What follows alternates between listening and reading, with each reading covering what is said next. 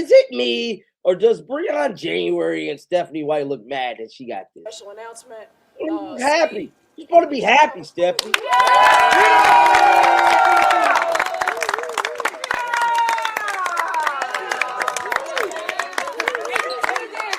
Breon January really look at her face. Haters, bro. Look at those faces. Stephanie White and Brianna January standing there as the announcement comes through. Caitlin Clark just won Eastern Conference Player of the Week. 3 games, 3 wins, franchise records shattered. And yet something feels off in that room. The energy doesn't match the accomplishment. This is the contradiction that's been building all season. Caitlin Clark just put up the second most games in WNBA history, with at least 25 points and 5 three-pointers. She's rewriting the record books weekly. The Fever are winning. The numbers are undeniable. So why does it feel like the celebration is forced? Caitlin Clark. Caitlin Clark is your WNBA Conference Player of the Week. 3-0 record. Game winner in Washington. Tied franchise record for most 30-point double-double, which is 3. WNBA record for the most 30-plus points, 10-plus assist game, which is 3. 6 in franchise history in three-pointers with 183. Recorded 10th career game with at least 25 points, 5 three-pointers, 5 assists, second most in what? WNBA history, or should I say her story, baby. Caitlin Clark. Now y'all know the fans immediately got in up on this. Somebody said, by the way, hold this El Goofy. Yes. Congratulations to Caitlin. It was rightfully deserved and not bad for someone who was supposedly washed up in a bus, laughing us off.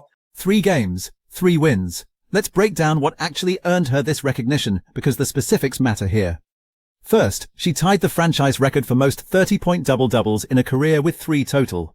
Then she set the WNBA record for most games with 30-plus points and 10-plus assists. That's not a Fever record, that's a league record. 3 games like that in her career already. For context, most elite point guards never have 3 games like that in their entire careers. She's 6th in franchise history for three-pointers made, and she accomplished that in her first season. 183 three-pointers as a rookie. The 10 career games with at least 25 points and 5 three-pointers, second most in WNBA history. Not second most for rookies. Second most ever. These aren't just good numbers, these are historically elite numbers that put her in conversations with players who've been in the league for a decade. Now this is the video that the WNBA put out. Let's roll it. And Clark hits a deep three! Catch and shoots, big triple. Caitlin Clark, iconic!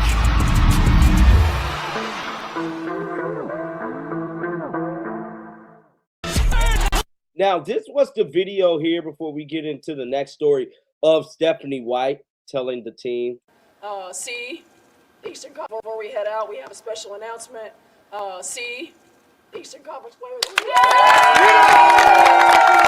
But here's what's been impossible to ignore over the past few weeks. The hate toward Caitlin Clark has reached levels that don't make sense anymore. We're not talking about normal criticism of a high-profile player. We're talking about a sustained, coordinated effort from media personalities, former players, and even segments of the fan base to diminish everything she accomplishes. Someone gets Player of the Week, you expect celebration. Instead, the comment sections fill up with people pointing out turnovers, missed shots, defensive lapses, as if every other player who wins this award is perfect. As if the standard for her is somehow different than the standard for everyone else who's ever received this recognition. And it's not just random fans. Media members who cover the league professionally are going out of their way to add qualifiers to her accomplishments. Sure, she won Player of the Week, but let's not forget she still leads the league in turnovers. That's the framing. Not celebration of the historic achievement. Immediate pivot to the negative. Drop this today. This right here, another logo. This is probably the soul, the outer soul of Caitlin Clark's shoe. Blue and silver. CC's everywhere. Nasty. Nasty. Somebody say, oh yeah, definitely teasing us design of shoe so far. It's fire. I'm seeing 2 C's in the swoop. Is it 2 C's in the swoop? Damn, it is. C. It is C's in there. In the swoop. In the Nike check. You guys got to look real good. It is. Now look at how the WNBA itself promoted this achievement. The official league account posted a highlight package. 35 seconds of Caitlin Clark hitting deep threes, making impossible passes, taking over games in the fourth quarter. Standard Player of the Week content. But watch what happens in the replies. The top comments aren't congratulating her, they're debating whether she deserved it, they're bringing up other players who had good weeks, they're questioning the selection process. This doesn't happen when other players win this award. The controversy isn't about the performance, the controversy is about the person, and here's where it gets particularly interesting. Nike dropped another teaser for her signature shoe the same week. Blue and silver colorway, the CC logo embedded in the sole, hints of the design that's been 2.5 years in the making. For any other player, this would be pure celebration. A signature shoe deal with Nike is the pinnacle of commercial success in women's basketball. Instead, the conversation immediately turns to whether she deserves it, whether it's fair to other players, whether Nike is making a mistake by investing so heavily in one athlete. The criticism isn't about the shoe design, it's about the fact that she's getting a signature shoe at all. Amber Cox, there she is. So Amber Cox says, so proud of you, CC, what a week.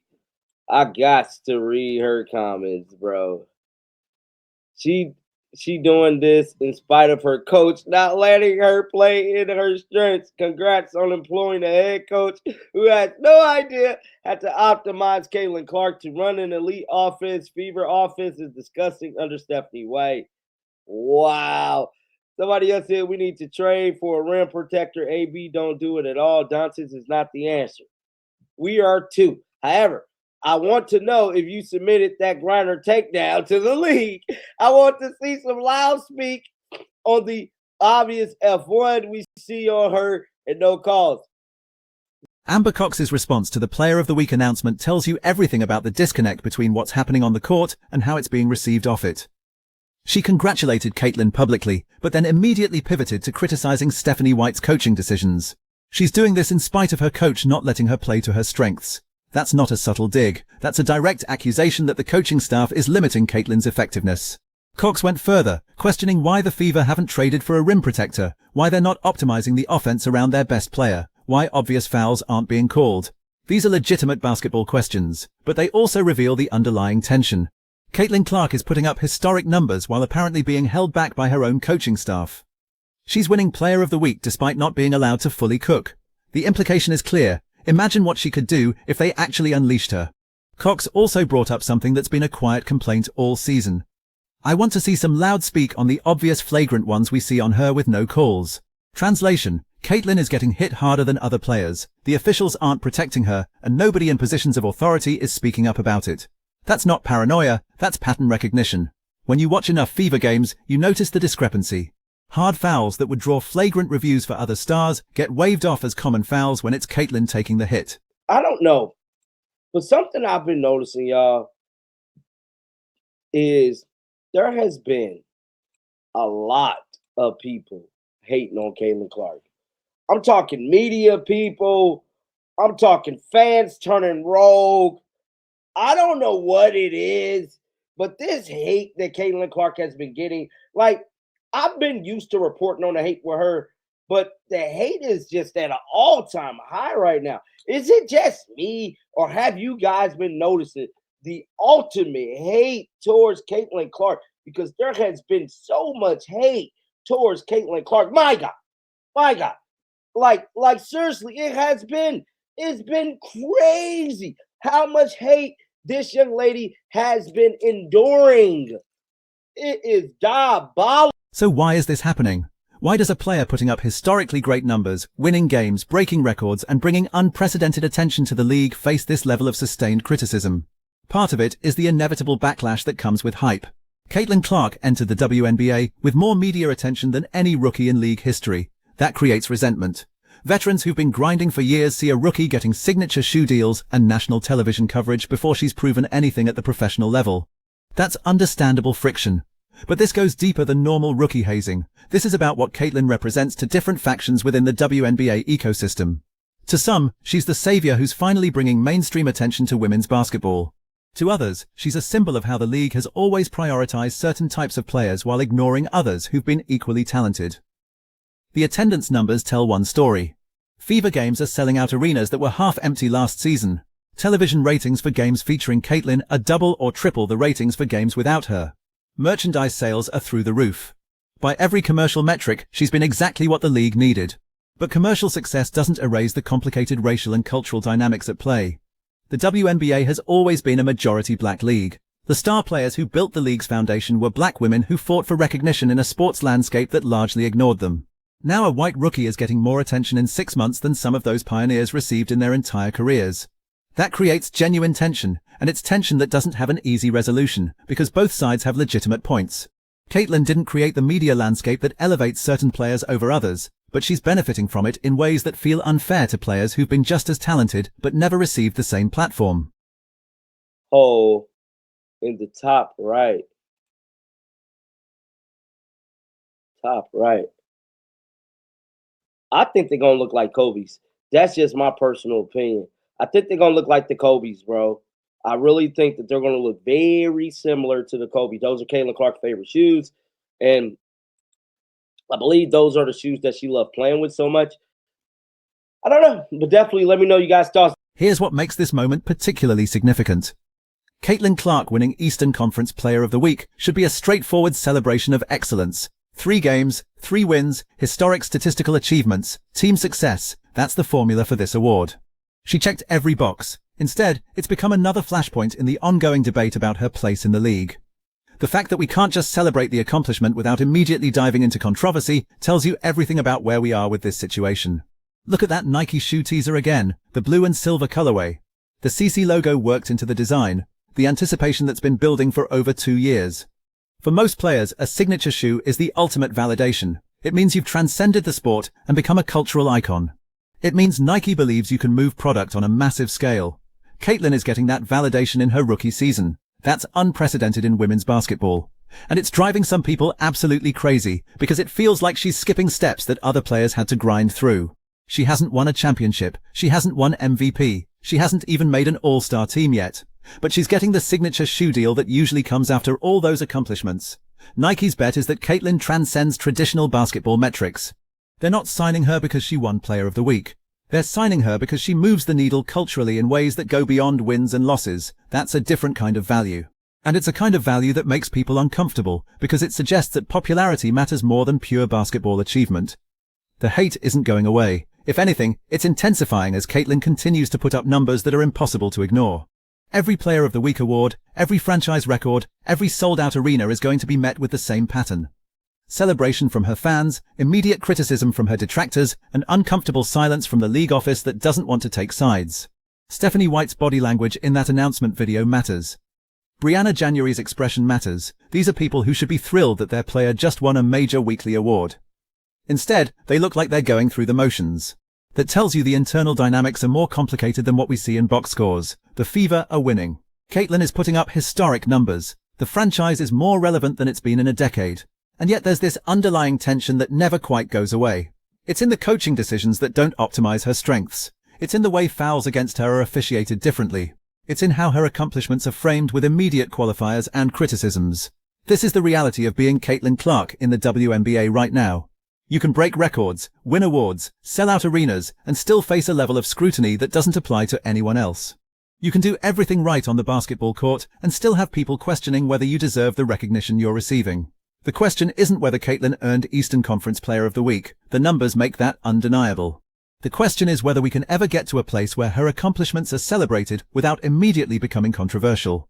Where a historic performance is just a historic performance, not a referendum on media bias, racial dynamics, and who deserves attention in women's basketball.